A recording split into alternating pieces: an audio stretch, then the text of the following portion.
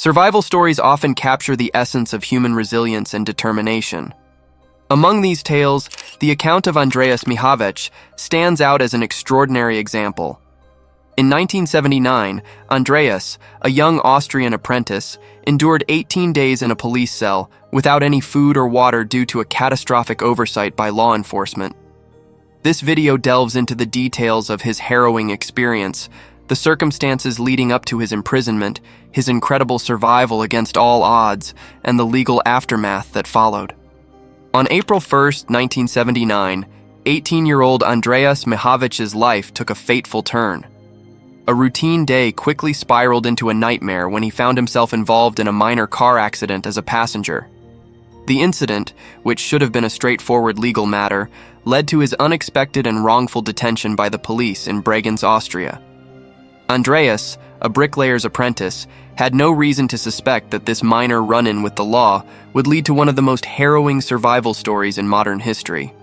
After the accident, Andreas was taken to a holding cell in the basement of the local police station.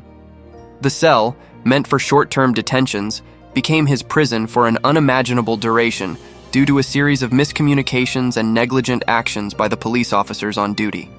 The three policemen responsible for him each assumed that one of the others had taken care of his release. This tragic miscommunication led to Andreas being completely forgotten in his cell, setting the stage for a survival ordeal that defied belief. Locked in a basement cell, Andreas' situation grew increasingly dire. His pleas for help went unheard, lost in the cold, concrete isolation of the basement. The layout of the police station meant that his cries did not reach those who might have intervened. Meanwhile, his mother, growing increasingly anxious over the unexplained disappearance, tried to seek help from the authorities.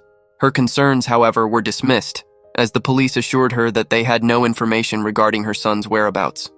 Faced with the grim reality of his situation, Andreas displayed extraordinary ingenuity and determination to survive. Without food or water, the human body begins to shut down rapidly, typically surviving only a few days without water.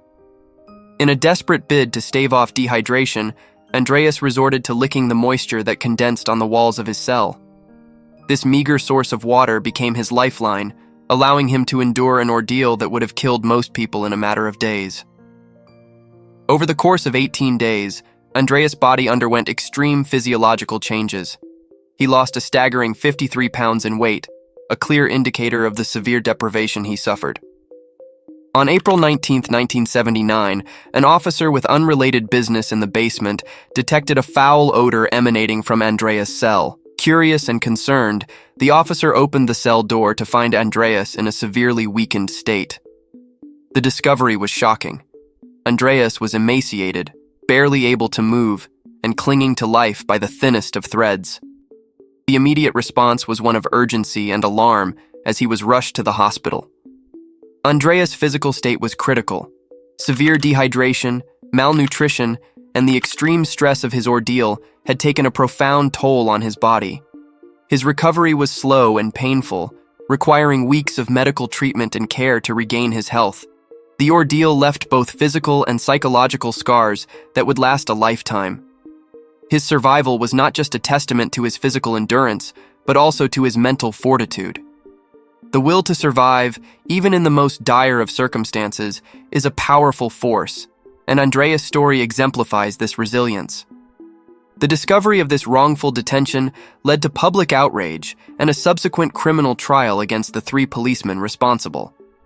The trial was marked by finger-pointing and a lack of accountability, with each officer accusing the others of negligence.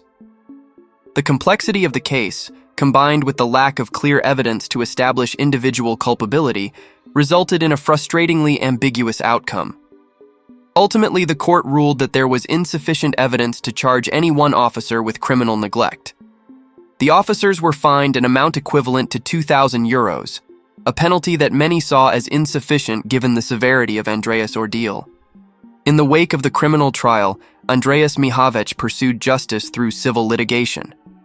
2 years after his release, a civil court awarded him 250,000 Austrian shillings, approximately 18,000 euros, in compensation. This ruling provided some measure of justice, acknowledging the suffering and trauma Andreas had endured.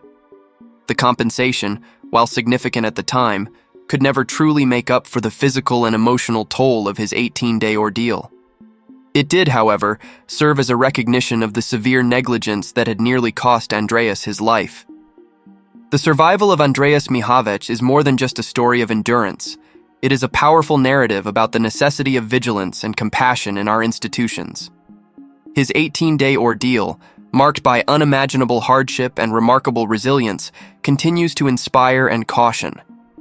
It is a poignant reminder of the fragility of human life and the profound duty of care owed by those in positions of authority. Through his experience, we are reminded of the vital importance of human empathy and the relentless will to survive, even in the most dire of circumstances. Andreas' story is a testament to the extraordinary capabilities of the human body and spirit, and a stark warning for greater accountability and care within our societal structures.